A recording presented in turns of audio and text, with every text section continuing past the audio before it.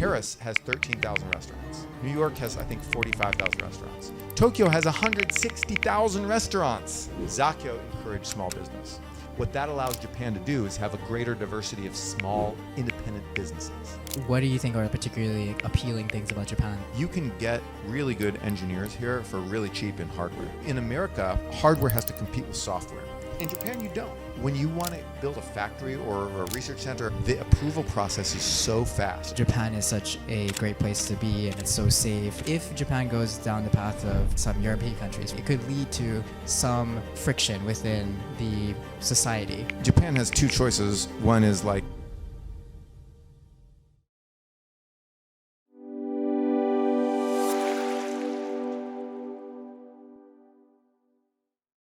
So, Noah, welcome to Tokyo. It's so great to have you. Thanks. Great to be here. First off, you don't look Japanese. What's your connection to Japan? I lived here for a little while, 4 years. Yeah, I don't have any family connections to Japan. I just happened to live here after college and then again during grad school. So what gave you this sort of like inspiration to go down this rabbit hole and like the whole Weeb economy and the sort of Japanophile? What turned you into a Japanophile? What was the sort of impetus for that? Well, the very first thing was a movie called Battle Royale. Okay.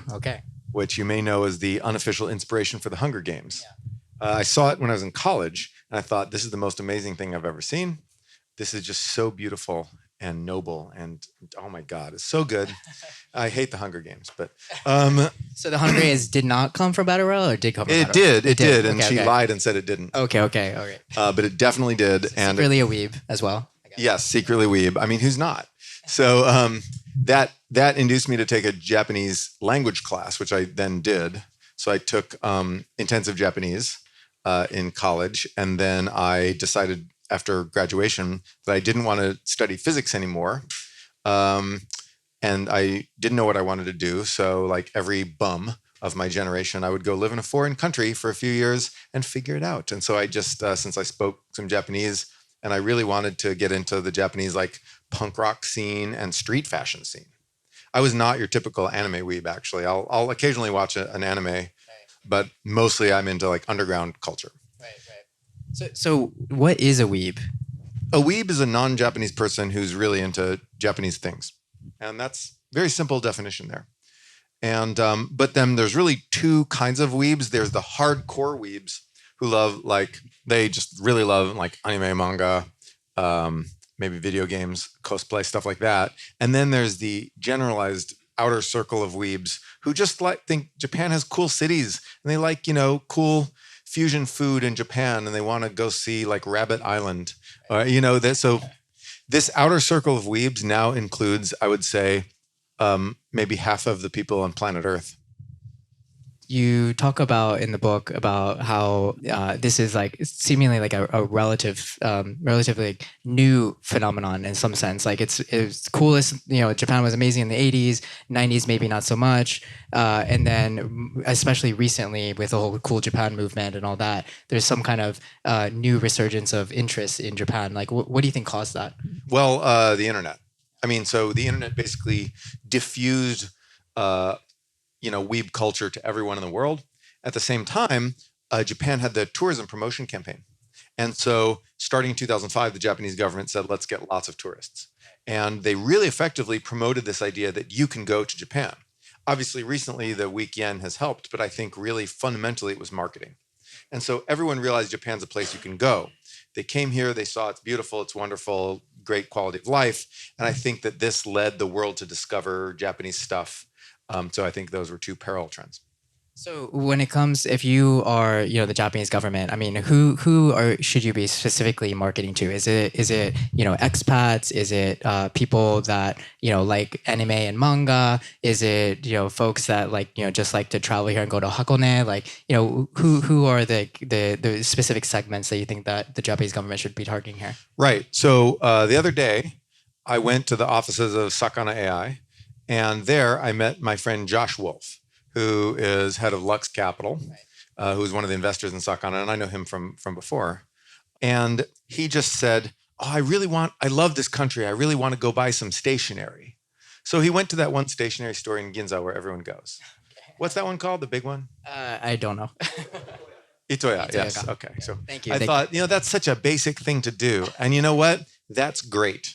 That's the target audience. I think, your average middle manager at some semiconductor equipment manufacturing company in Taiwan, in, I don't know, Oregon, anywhere, wherever that is, wherever that middle manager is, that guy would love to live here and just thinks, I'd love to live in Japan, but man, it's so difficult to live there. Nothing's in English. It's such a closed society. They don't welcome foreigners. He has these stereotypes that come from like the 1920s. I don't know when they come from, like Ruth Benedict or something. And once that guy understands that he could actually move his whole division to Japan, he will. So when you say he will, like what do you think are like the particularly appealing things about Japan that would attract someone like this? Okay, so there's economic factors, lifestyle factors, and then just sort of cool factors. We all know about the cool factors. So economic factors are, one, you can get really good engineers here for really cheap in hardware. There's 55-year-old guys who know everything about how to make like semiconductor manufacturing tools, and just the Japanese semiconductor industry declined. So these guys are just sitting around.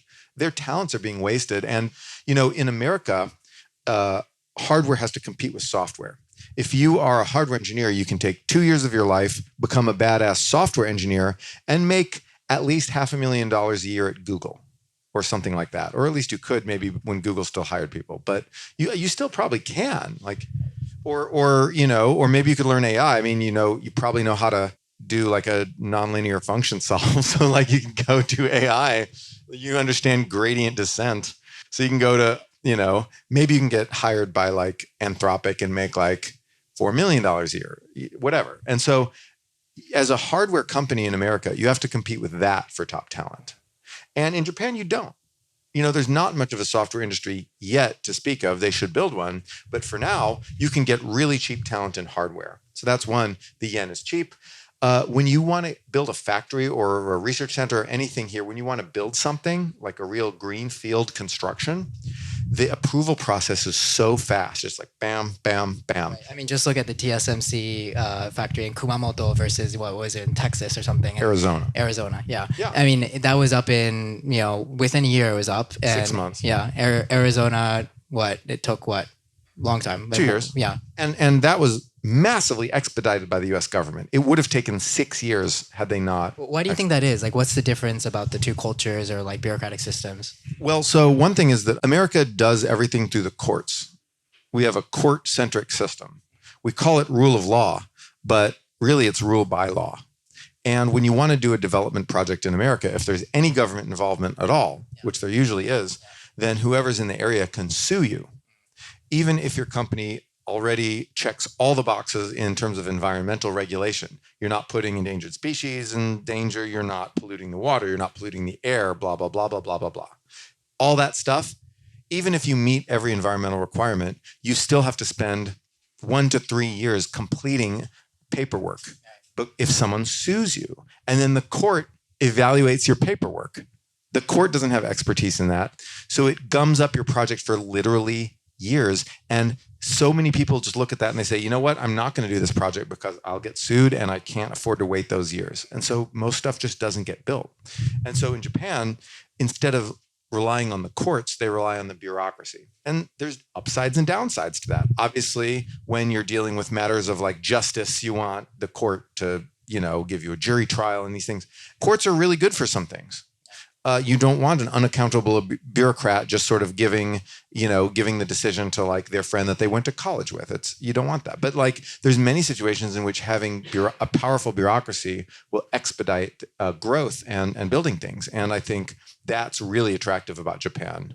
It's interesting that you mention paperwork because I imagine Japan to have like lots of paperwork, but in this case, it seems like that's actually to Japan's advantage that you have the paperwork, but not the sort of litigious society that goes along with that, right? That's right. You have to fill out forms, but once you fill out the forms, you're done. In America, it's adversarial paperwork. You're filing legal briefs. You're doing, you're adding to your environmental impact statement. You're doing all this stuff so the lawyers can all fight it out. And Japan just doesn't have that much of that. So a lot of people think of Japan's so-called decline to have happened in the 90s, and you argue that it actually wasn't the 90s. Why do you say so? Well, certainly Japan slowed down in the 90s were macroeconomically speaking more or less a lost decade.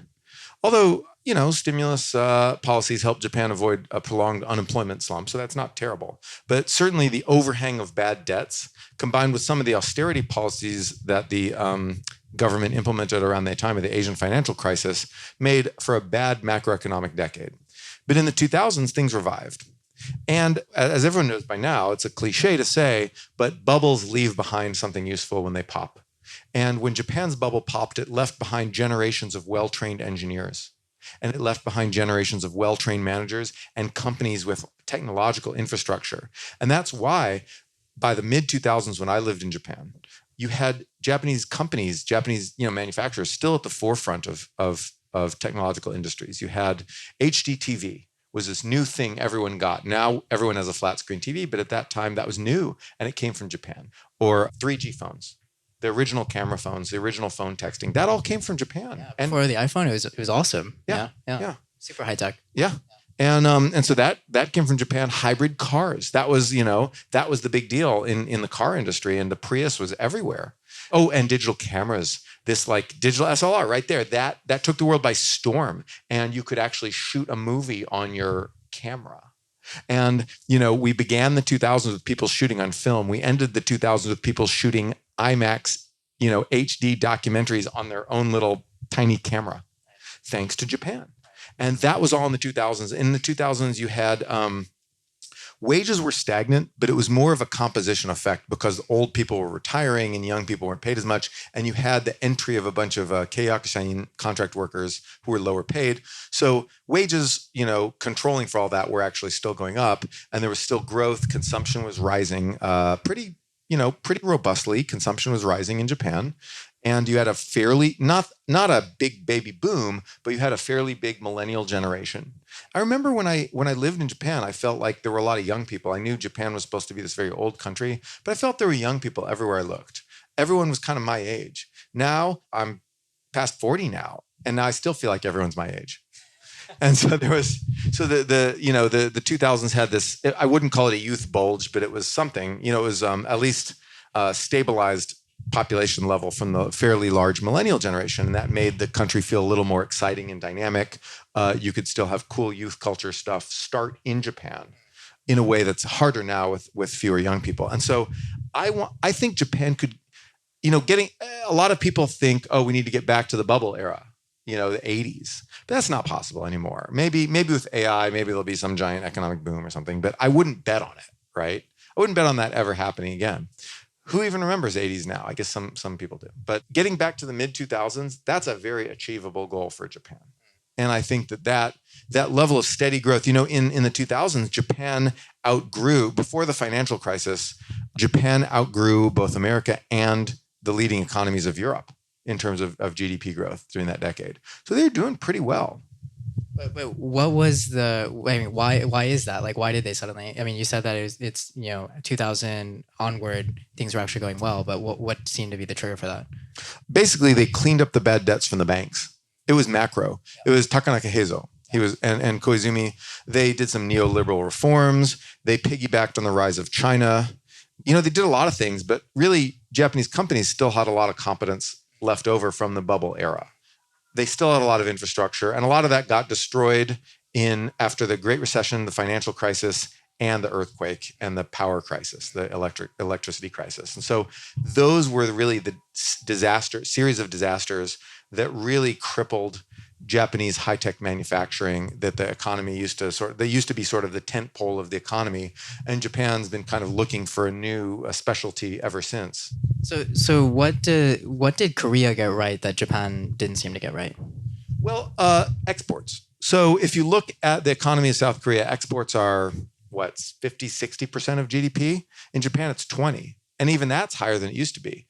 During the time that people think of Japan's export heyday in the 70s and 80s, exports were never much more than 15% of GDP. Japan has always been a fairly closed economy and not very good at exporting. And in fact, if you look at the industrial policies that Japan was using at the time, they were focusing on the domestic market. They felt like Japan is a big country. We're going to sell stuff to ourselves, and then the extra we'll just send overseas. And whereas Korea is like, we're a small country, we've got to export, export, export. And so Park Chung-hee would throw you in jail if you didn't export, right? The dictator, like, he's like, oh, you've been in jail a week, now you want to export? And so, like, Korea was so export oriented. Japan never had that export orientation. I mean, was it? No, I mean, but I wouldn't say that, right? I mean, post World War II, I mean, it was pretty much like we have to, we have to export, right? I mean, there was a brief time in the 50s when Japan really needed foreign exchange, and they tried to figure out what they could export. But we're talking about exports going from 0 to 10% of GDP at the time. We're not talking about an export boom. They were basically thinking like, how do we get foreign exchange so we can import food and live in the 50s? And like that was short-lived. When it came to the 60s, the approach really changed, and Japan became much more domestically focused. And it's never really lost that domestic orientation. You know, if you're a Japanese SME, right, a small manufacturer, small high-tech manufacturer, how do you export stuff? Usually, you know, in Germany, that kind of manufacturer would develop overseas markets themselves. They'd send people all over the world. There's that company in Germany that makes the best boring machines in the world. They have 50 people. They make these machines that can dig through whole cities. Like 50 guys. And they have people in every country. They've got like 50 guys in Germany, and then they've got like one guy in every country. And they sell boring machines to everyone in the world. They're just amazing at what they do. And Japan could have a lot of companies like that. Japan has similar technological acumen, similar technological skills, but these small and medium enterprises don't try to export. And of course, you'll encounter a similar problem with startups. Most of the startups you encounter are going to be domestically focused. And so Japan, you know, what they'll do is they'll go ask a Sogo Shosha to go, you know, develop their overseas markets for them. And they'll just hand it off to, you know, one of these guys, Itochu, I don't even know who they'd use. And then like go export stuff for me. And then they'll go, oh, okay. And they'll pull out their like, you know, MBA guys who like are very procedural, very slow, very one size fits all kind of stuff. And they won't develop their own niche markets. And so Japan needs like to export like Korea did. So what about when it comes to like pop culture? So literally Taro Kono was sitting here and talking about how the fact that there's a very stark difference between AKB versus BTS. And like it seems like Korea has been much, much better at commercializing their IP, content, all of it. What can Japan learn from that? So nothing. You don't need to learn. Japan's pop culture is more popular than Korea's pop culture. Yes, but I mean, considering the resources that Korea had versus what Japan had in terms of the content, it just seems like a huge missed opportunity for Japan. And there are also like other areas of content, like for example, food I would put in that bucket where, for example, if you go to another country and you go to a Japanese restaurant, in the US in particular, it's highly likely that that restaurant is actually run by either a Chinese or a Korean. Whereas Filipinos. Or Filipinos. But you probably will never find a Chinese restaurant run by a Japanese. And so there's some cultural element there where Japanese have not necessarily commercialized a lot of their sort of soft power as much as perhaps like other cultures have. So I honestly disagree with that. I actually think that this isn't quite right. Okay. Tell me why. I think that the reason you don't see a lot of Japanese people running Japanese restaurants is because there's not a large Japanese diaspora. And the reason there's not a large Japanese diaspora is because Japan is a very nice and comfortable How does and the wealthy Japanese place to diaspora live. compare to the Korean diaspora? The Korean diaspora is vanishing very quickly. All the Korean people who moved, like the Korean Americans, their parents or their grandparents moved there to avoid war, or their parents moved there when Korea was still a poor developing country. They moved there because the economic opportunities were better. Do you see a ton of Koreans moving to America now? No. You see some people studying in America, but even that's kind of on the wane because Korea is now a nicer place to live. And so as countries get rich, they get less of a diaspora. I mean, you don't see, I guess Sweden's the exception because their weather is terrible. But like, in Korea, the weather's worse than Japan. But like, you know, that's why you don't have much of a California diaspora. Now you're getting California diaspora because of housing costs. Right. But my favorite restaurant in San Francisco is called Mijote. It's amazing food. It's like just invented by a virtuoso chef. And his name is Kosuke. He's from Osaka. It's funny because his assistant is named Keisuke, who's also from Osaka. And they both moved to America because they married American women and moved with them to America and didn't have any idea of what they could do for work. And so they're just both like, I'll learn to cook. And one of them was better at it. But anyway, but they're both great. And Kosuke and Keisuke. And that's my favorite restaurant. It's a French restaurant run by Japanese people. So you get some. But that's quite anecdotal, isn't it? It's anecdotal. I mean, and you've also got my favorite ramen restaurants in San Francisco, Mensho and Taishoken.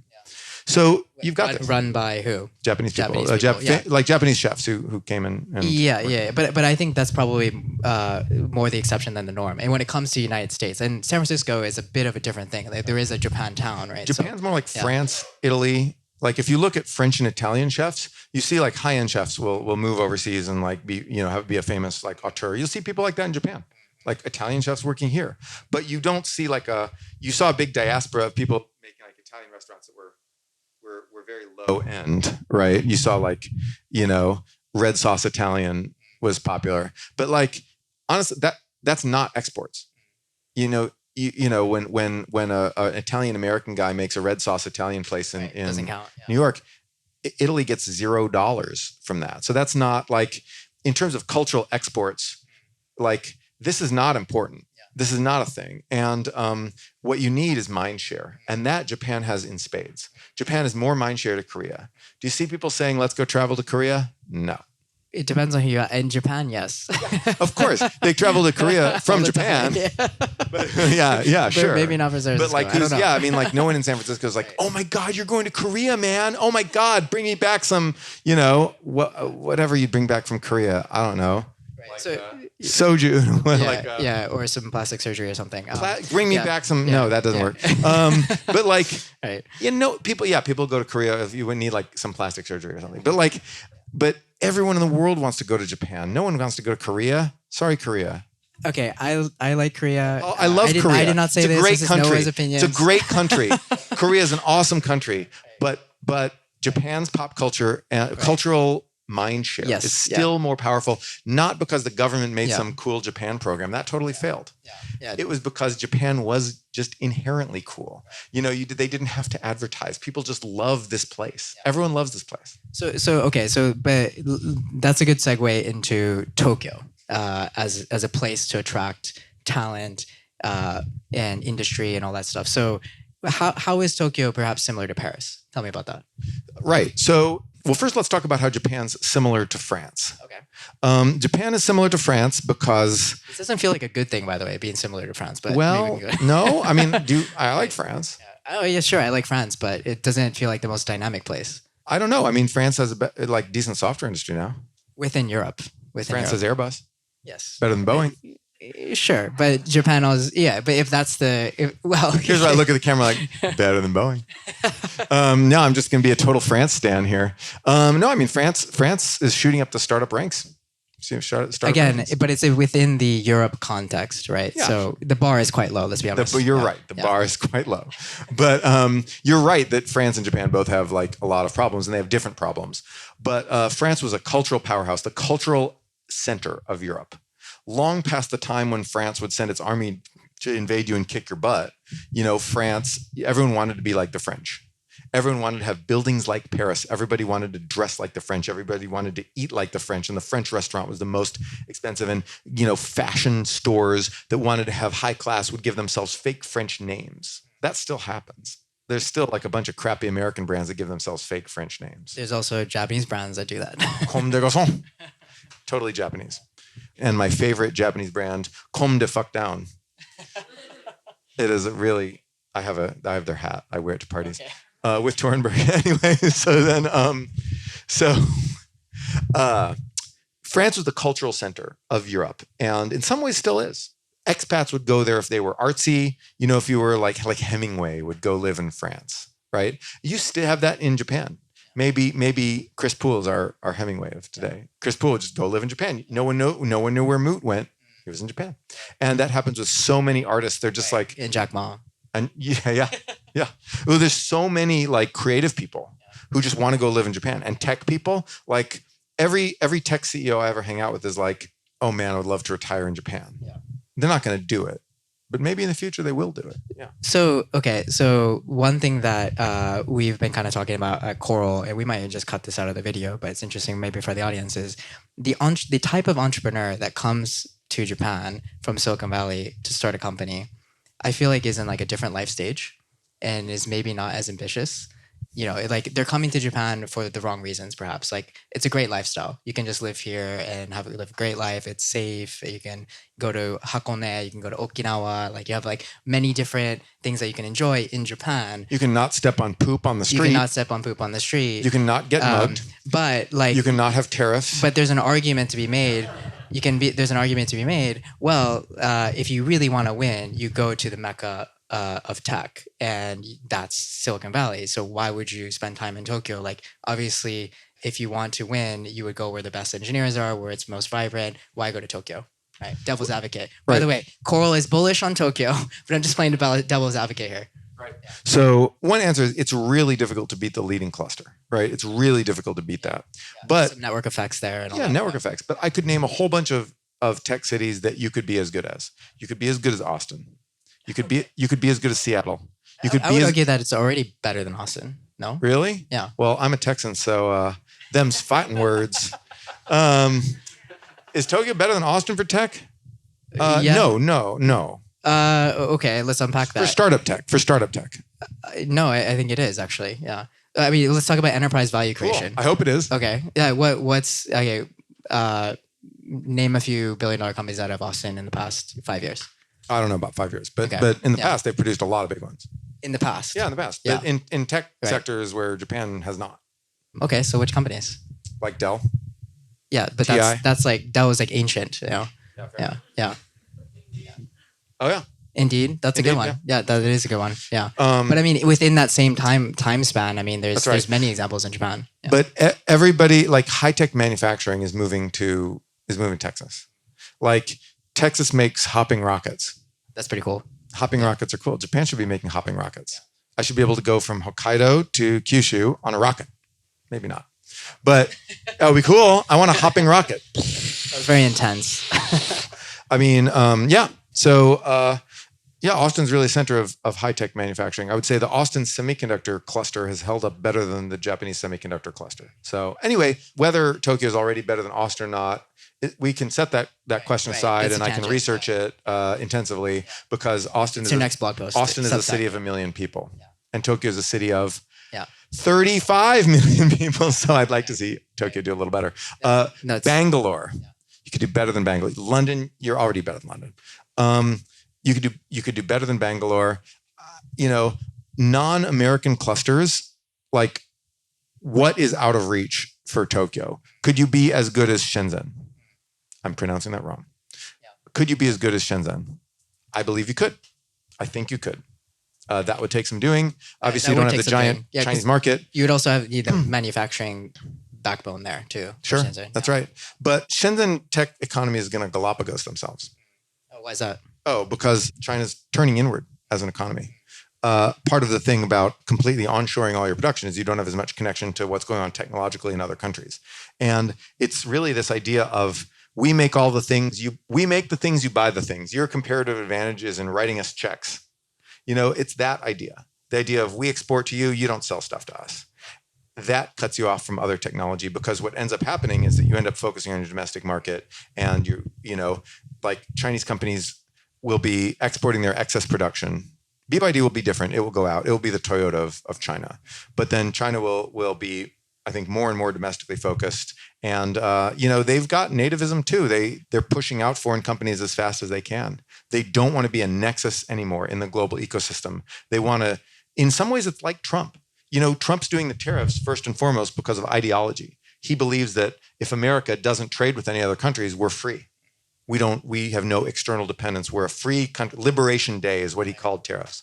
And it's stupid. It's going to hurt Americans a lot, and it's going to hurt the rest of the world too in the process, but it'll hurt Americans the most. Hopefully that will allow us to get him out of there, or at least elect a Congress that takes away his tariff authority. But that's 2027, right? Yeah. But China's doing similar stuff. China is like a lot of the things China is making, like, oh, you can only get this in China. Like, people think that's so cool. China's the future. Look at all these things you can only get in China. That's bad. That's bad. You don't want your country to have stuff that you can only get in your country. Like, look at WeChat. It's like, wow, WeChat's so cool. You can pay with your smile. It's not dystopian at all. But like, that's what WeChat, nobody uses WeChat outside China except for Chinese like expats. Yeah. You know, that's the only people who use WeChat. So China's software ecosystem got orphaned from the rest of the world. But can you argue that, okay, well, there's PayPay in Japan. That's also kind of a Galapagos thing. Right? Oh, Japan Galapagos itself like crazy. Yeah. Yeah, Japan so is totally Galapagos itself. Yeah. No, I'm saying Japan had the same problem. Yeah. Japan can fix that before China does. Okay, so let's say, pulling everything back here, because we're getting on a tangent. You're in a game and you have God mode. And I want to ask you, with God mode, what do you change about Tokyo? And then also, what do you change about Japan? You mean what I change about Tokyo as a city? As a city, yeah. So, in order to realize your sort of Weeb dreams, what changes? All right. The first thing I do is I implement a citywide tax on hotel reservations made from foreign bank accounts. This will get the city of Tokyo lots of money and will allow you to dial up and down the amount of tourism to this country, to the city, as you want. So you can push the tourists out of Tokyo, make them go to Nagoya or somewhere. Okay. Yeah, so then that's the first thing I do. How I change the city itself, I don't really know. I mean, I like stuff like Zakyo buildings. I don't think it needs to change. The city's great. What's great about Zakyo buildings? What's great about Zakyo buildings is that you can discover more stores within a certain amount of space. So in most cities, you have stores on the first floor, houses above the stores. So suppose you're going shopping. You want to suppose every storefront is 10 meters wide. Okay. That's pretty small, but I like easy math. And so 10 meters wide and you have 1,000, you want to see 1,000 stores. How far do you have to walk? Well, 10 kilometers. So you walk, 10 kilometers. That's a long walk. Like even for Japanese people, 10 kilometers is a long way. Get your 10,000 steps in, a lot more than 10,000 steps. So then, but suppose you have Zakyo buildings, and you have five stories of stores instead of houses on top of the stores. Now you want to find 1,000 stores, you only have to walk 2 kilometers. I'll walk 2 kilometers, it's no problem in a day. I'll just walk around. And so that's the advantage. You can discover more things. And what that allows Japan to do is have a greater diversity of small independent businesses. Because malls don't have many small independent businesses because A, the store has to be larger and small business can't be that big. And B, you have to pay a much higher fee to be in a mall, including a percentage of your revenue. Zakyo encouraged small business. And what that means is that Paris has 13,000 restaurants. New York has, I think, 45,000 restaurants. Tokyo has 160,000 restaurants. That's incredible. That's why people love Japan. And they're all so creative and they're all so good. And what you also have is a thriving capitalist middle class. So why did Japan never go communist? This is answered in the book, The Man in the High Castle. Because of small business. The answer is small business because people felt like they had ownership over the capitalist system. Some ridiculously high percent of Japanese people own their own business. It's all small business. But that it's like, I own capital. I am a business person, And also, why are Japanese cities so nice? There's many reasons. But one reason is that small business people want good transit so that everyone can walk past their business. Small business people want no crime. Small business people want clean streets, and all these things. And small business people lobby the government. And because America doesn't have many small businesses because we have so many onerous regulations and because we don't have the right form factors and, things like that, we make it very difficult to, you have to basically spend 2 years getting your all your paperwork to open a small business in San Francisco. In Japan, it's like weeks. Yeah. It's nuts. And so we don't have a thriving small business class. So who is the class of people who will absolutely go to the mat at City Hall to clean up the poop, to make nicer streets, to put in a train station, to put in even a bus station, to fix the sidewalk? Who is the class? Renters? No, they're transient. Homeowners? No, they want to block everything so they can raise the price of their houses with artificial scarcity. Who is the class that wants a nicer city? More foot traffic? We don't have it. Small business is the key, and that's what makes Japanese cities nice.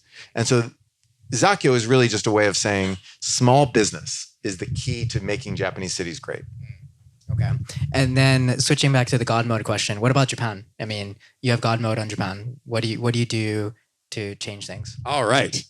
God mode engaged. All right. So the first thing I do is I power up the bureaucracy to do export promotion. Jetro, you are now your own ministry.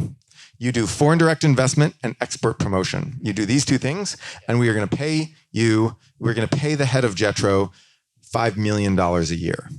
So okay, but there's also something called there are a few like sovereign wealth funds that kind of facilitate that type of activity. And you mean in like Middle East or Norway? No, in Japan, yeah. Sovereign wealth funds. Oh, you mean like the government funds? Yeah. I see. Yeah. Okay, so but those. You would give it to Jetro. Yes. Okay. Yes, that's right. Jetro now controls all of those. Okay. Yeah. So we're gonna do export promotion and we're gonna do FDI. So Weeb economy is actually about foreign direct investment, and by that I mean greenfield investment.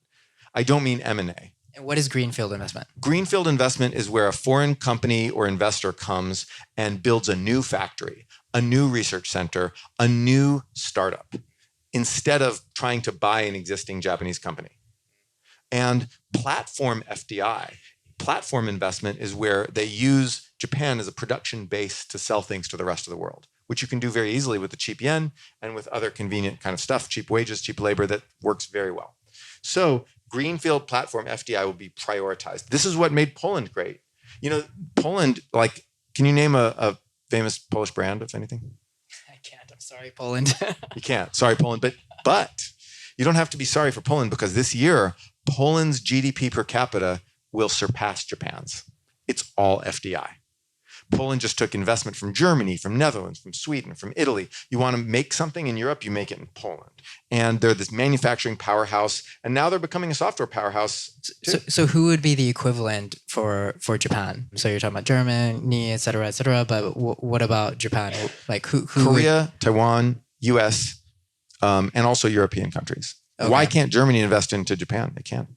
Yeah, potentially they could. Yeah. And so European countries, but then Korea, Taiwan, and even Chinese companies will invest eventually. And what industries specifically should we be targeting here? So the highest volume things you can do today are probably things where Japan already has a lot of cheap labor sitting around. So there's a reason why Kumamoto TSMC fabs are really sort of the flagship FDI project. So anything related to semiconductors, there's so much talent and unused talent sitting around in supply chains. You've got like a lot of great tools, a lot of software, a lot of whatever, chemicals, photoresist, whatever.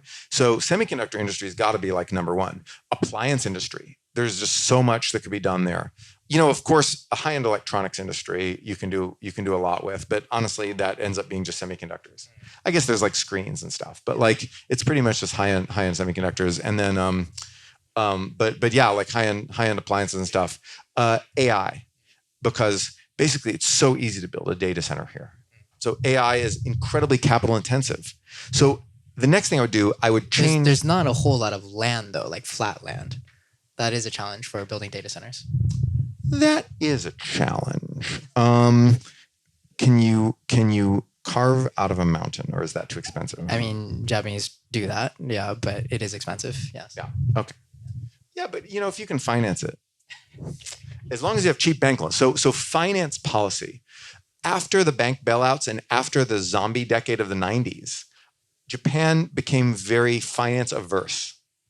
But before 2002, if you were like a small manufacturer looking to scale up, how would you do it? You wouldn't do equity. Equity capital will never be enough for like a manufacturing company to scale up. You would go to banks, and banks would give you loans. Too many loans. In the 60s, banks were like, oh, if we give you too many loans, that just means we can tell you what to do. Ha ha ha, we'll give you X. Want some more loans? And so it's just like loans. And in some ways similar to what China does. Maybe you don't have to go that crazy, but big banks and policy banks can loan to manufacturing companies and any capital intensive company, so AI company, looking to scale up, get some loans. So I would revisit the financial tightness that was implemented after the bank bailouts. And so that's a big thing I would do in financial policy. Oh, well, so I mean, one thing that hasn't come up yet is immigration, or at least not directly. Yeah. What would you change about immigration? Oh, no, Japan's doing it really well. I would say. Is it a marketing problem? Well, maybe. I mean, the problem, the reason Japan's not getting enough high skilled immigration is that people don't have places to work that are attractive to work. So it's really a demand problem. FDI, greenfield FDI, solves a lot of this. So when a American AI company sets up a branch in Japan, like my friends at Spellbrush are doing, they will hire half the employees locally, and they'll bring in half the employees from overseas. And I think Sakana is about at the same level. Now, those are startups. It's not a large amount of employment, but you could say the same thing for like TSMC Kumamoto. They've got a lot of Taiwanese engineers, specialized construction people, but they're hiring a lot of Japanese people. And I don't know the exact proportions. Right. That may not even be available. But that the FDI creates demand for foreign skilled labor at the foreign invested companies. And then those foreign people will teach their skill to locals. And a lot of times they'll settle down here and they may even go work for Japanese companies later on. Is your argument also that if foreign companies are setting up shop here, they're more likely to have competitive compensation packages for foreigners like that are highly skilled to come to Japan as well? 100%. Yes. Yeah. And but then, I will say this, so I don't want to interrupt too much. No, you go ahead. But what I've heard from people in Japan is that engineers will not take a 10x pay cut to move from America to Japan, but they will take a 3x pay cut. Yeah, this is one of those things that I feel like is untapped. Yes. There is. I mean, there's a discount. There's a certain threshold that a lot of great engineers would take just to live in Japan. Yeah. 3x. That's huge. Yeah. And you know why? Weeb power. Oh yes. You have to be a weeb to take a 3x pay cut just to live in a country. Like that's why you do. So there's your untapped resource, Weeb. So, okay, and then a slightly like more controversial topic is you could argue that some of the reason that Japan is such a great place to be and it's so safe and all these things is because it's very homogenous. You would argue that actually it's not as homogenous as people seem to think, and there's lots of context there that I'd love to talk about. But if Japan goes down the path of some European countries, for example, like it could lead to some friction within the society. And so how does Japan manage that? And perhaps they're already managing it in a very sort of tactful way. But I mean, going forward, like, is there any apprehension about all these things perhaps changing if you kind of open the floodgates for more foreigners? That's inevitable because like Japan has two choices. One is like decline faster or population-wise or decline slower with more immigration. Until someone figures out how to raise birth rates, which no one in this planet knows. Yeah, it just doesn't work, right? All these things. It just doesn't work. Yeah. It doesn't work. If Singapore can't do it, nobody can. Right? So we don't know how to do that. And until you do that, you can like shrink faster or shrink slower. And if you shrink slower, you're going to have to take some immigrants. Immigrants don't actually solve the population problem because they represent linear growth, where keeping population stable requires exponential. So that basically your immigrants age. You bring people from Vietnam, they'll age too. Maybe it's a temporary problem. Yeah. But how do you preserve that? The first thing you do is you send everyone to Japanese school. All immigrants, Japanese school. You learn Japanese. So cultural integration. Integration. Active assimilation policy. So Denmark's actually pretty good at this. Americans think it sounds mean, but actually we used to do it. Yeah. And so we may have overdosed. So the reason why German Americans don't have any sort of ethnic distinction anymore is because we actually we did to Germans what China does to Uyghurs. We sent observers in to live with them in their homes and Americanize them. I'm not familiar with this. During World War I. Okay. Yeah. There's many things about early America that parallel modern China that you would be a little surprised at. We did a lot of bad things that China now does similar things. But okay, so don't do that. All right. But active assimilation things like get everyone to learn the language. Everyone should be able to speak, everyone in Japan should be able to speak fluent Japanese. And to the degree that you can't, that should be viewed as like a major problem in the labor market. That doesn't mean that you use Japanese at work all the time. It doesn't mean you speak only in Japanese. It doesn't mean you don't know any other language, but you should know. Yes, I agree. At the same time, one advantage that the US has or Singapore has or, for example, the UK has is the fact that English is the lingua franca of the business world, right? And so like you have that advantage where it's not such a high bar to say, hey, if you come here, you have to speak English because we operate in English. Whereas in Japan, that's a bigger ask. Like, okay, now you have to become very fluent in Japanese. There are probably not that many people, except for the weebs that you talk about, that are really going to be motivated to do that. No, I think tons of people will. And if you can provide good jobs, that's what you're saying. Yes, yeah, exactly. And, you should have some government programs like free schools, free Japanese, training and stuff like that. But it's really fun. It's fun. People like it, and you get to meet so many people. It's such a networking thing. Like it's like going back to college. Like you get to go to like Japanese language classes with like all the other expats and like meet all the other people. It's this giant networking thing, and it will build such a business community among the expats. Like it's a huge plus to do this. Is there any country that you feel like has done this well outside of English speaking countries? I don't actually know, because that's a really good question. I don't know if France has done this well.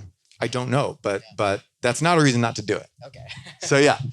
But active assimilation policies are good. And if anyone misbehaves, kick them right out. Like zero tolerance for misbehavior should be those YouTubers, kick them out. Oh, absolutely. Yeah. Kick them out. You can cut off their hand and kick them out. Like, let's go Middle Eastern style. Cut off your hand. You deface some temple, chop, and you're gone. Back home with one hand. Anyway. Oh, that's going on the highlight reel. Yeah. Anyway, no, but I'm exaggerating, obviously. But I'm saying like zero tolerance for people coming and screwing with Japan. Like already, almost all tourists to Japan behave themselves incredibly well. You don't see people causing a ruckus. Right. You only see the outliers, right? Right. That's right. You see a few like kick streamers. Yeah. But then there was that guy who like kept yelling, screaming in Japanese people's faces, and then like people just started choking him. And anyway, that's what happened. That, Zamamito, I don't know. But then so enforce no misbehavior. That's really what it's all about. So in terms of homogeneity, how homogeneous is Singapore? I would say it's not. It's not at all. Not at all. Right? Yeah. I mean, like everything's written in 3 languages. It's got all these multiple official cultures, even not counting British culture, which is there too. Right. But it's completely different history and context. And Japan is not that way, right? So it's much harder to make that shift. I don't know if that's necessarily true. I mean, Japan's not going to put drug dealers in instant death if you're found with drugs, right? It'll throw you in prison. It won't instantly kill you. It's not going to cane you for spray painting something, but Japan can enforce zero tolerance of misbehavior. And if you add people slowly, if you add people at a steady rate, the people who came there first will teach the next people like how to behave. I think that's key, right? It's the timing. If you let it all happen at once, then that's a lot harder to manage, right? That's right. That's right. Yeah. So these one problem with Europe has been giant short refugee waves that all came together. Right. All right. Thank you, Noah. I appreciate it. Maybe we can open up just for a few questions. What are the structural reasons that may have impeded that? Because clearly there was plenty of opportunity to be able to do that from an economical perspective. Japan's a pretty wealthy country, so why hasn't it done it yet? Maybe it's that it's a wealthy country. So countries with big domestic markets tend not to be great at exporting. China's exports as a percentage of GDP are not very high. We think of China as a great exporter because it's so big. Like when China exports a little bit of its production, that's a huge amount to someone else. So it seemed like this giant wave of Chinese exports. I could look up the number for you. China's not an amazing exporter. So one structural factor that's been against Japan is that in previous decades, Japan was a larger percent of the global economy, and companies could be very comfortable just selling into the domestic market. And so they got lazy and comfortable. Another thing is that Japan's rapid period of development came at a time when that was even more true. Like if you look at the 1960s, 70s, and even and 80s, you could sell to America, maybe you could sell to Europe, but like where else was there to sell to? India wasn't a big market. Latin America wasn't a big market. The Middle East wasn't a big market. Like there were no big markets.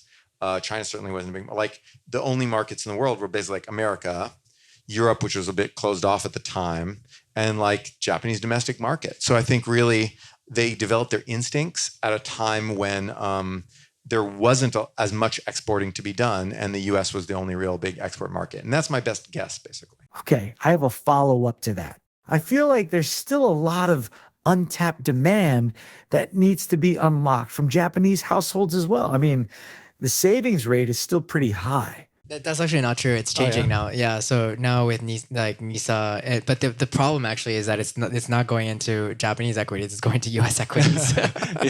Maybe not after this week. Could you briefly explain how the Plaza Accord led to the bubble in Japan? And second, how central do you think the Plaza Accord was to what happened in Japan's economy thereafter? Great question. So what the Plaza Accord did was it created a managed appreciation of the yen against the dollar. The idea was yen's too weak, dollar too strong. We're going to weaken the dollar. We're going to raise the yen. And that happened. They, in fact, did that. How do you do that? How do you raise the value of the yen? Well, as we all know, the way you raise the value of a country's currency is to buy either its goods or its bonds. And that increases demand for the currency. So obviously, you're not going to change the flow of goods with central bank policy. So you buy bonds. The way you raise the value of a currency is to raise interest rates so that investors want to put money into your bonds. So the appreciation of the yen basically caused a lot of capital to flow into Japan. People started buying bonds, but they didn't just want to buy bonds. They wanted to buy assets. And so land price basically went up. And so actually the interest rate thing is not quite right because Japan ended up cutting interest rates to try to stimulate the economy, which also may have fueled the bubble. Basically, the answer is that to appreciate the exchange rate, you've got to get a bunch of people to buy assets, right? And when you buy assets, that pushes up the price of the assets. And then extrapolative expectations set in, where people say, okay, price went up, I bet price is going to go up more. And so that's what happened. That's basically what happened. After the Plaza Accord, there was not much of an effect on imports and exports of real goods. So from that sense, the Americans considered the Plaza Accord a failure because they had hoped to rectify the merchandise balance of trade. Instead, the action was all on the financial side. So, the yen appreciated, money flowed into Japanese assets. And that's basically how that worked. So I that's my best explanation, but I don't know that that's necessarily what really happened. But it did not have much of an effect on exports and imports. I have a question. Is the yen too cheap? Yeah, the yen's too cheap. The yen. So Japanese people need to afford food and fuel from overseas, so they need the yen. And it's gotten to the point where companies are having trouble buying their components for manufacturing. Yeah. So for manufacturing, you want a currency that's a little bit cheap but not too cheap. You get too cheap, you can't buy stuff from overseas that you need. It gets expensive, then you can't export. So you want to. So where they want their target range should probably be around 120 to 130. Now it's at 150, and so they need to appreciate the yen. Right. They need to. But I mean, directionally, what do you think is actually going to happen? Directionally, what's going to happen? Well, I don't know because now with the tariffs, international investors are losing confidence in the American economy. Yeah. So the yen will strengthen from that. Because people will see Japan as a sort of a safe haven currency, at least Japan's not going to screw themselves with tariffs, so they're going to buy the yen. Actually, I think the yen strengthened today. I didn't check, but if inflation continues in the U.S. and they keep interest rates high, how does that affect the yen? Well, high interest rates would attract money into America, while inflation will push money out of America because it lowers, real interest rates, basically. Right, but if my understanding, you're the economist, the yen is likely to depreciate if the Fed keeps the rates high, right, or increases rates, and they would potentially do that to fight off inflation. Tariffs also usually appreciate your exchange rate. The problem is this is exchange rates we're talking about. It's one of the most liquid markets in the world that people can just move around money willy nilly. They just buy, sell, it's very easy. And what motivates them in the short term and what motivates them in the long term are not always the same. And there's feedback effects. So it's really hard to forecast exchange rates. And so there's stuff that where you can get a little bit of a signal over 5 years time, but short term, impossible. And so, one thing that can happen is that people, a whole bunch of international investors are Japan bonds, safe. I'm going to buy Japan bonds. And the demand for those Japanese bonds increases the demand for the yen, which pushes up the value of the yen. And I think that's called flight to safety or flight to quality. I think a little bit of that is happening now. And so we have the effect of interest rates, the effect of inflation, the effect of tariffs, the effect of flight to quality. And then on top of that, whatever Japan does. So there's a lot of factors. I can't really give you a good answer here. Okay. Well, on that note, thank you, Noah. It's been great to have you. And Noah, did you have a question? Well, I was going to ask, where can people buy your book? Where can people buy my book? Question. You can buy my book on Amazon or other online bookstores, or you can buy it in real bookstores like Kinokuniya, or you can really buy it anywhere, but they only printed 4,000 copies for the first run. Be quick. Yes, so they will hopefully sell out, and then they will print 10,000 more copies, and hopefully those will sell out, and eventually everyone will just have a copy of Weeb Economy on their shelf at home, and it'll become like a household item, and it'll be so boring, it'll be like all the boring normal people already, or everyone's just using the word Weeb, and we're just tired of hearing it. On that note, thank you both for a great chat. Thank you very Noah. much. Appreciate it. Thank you.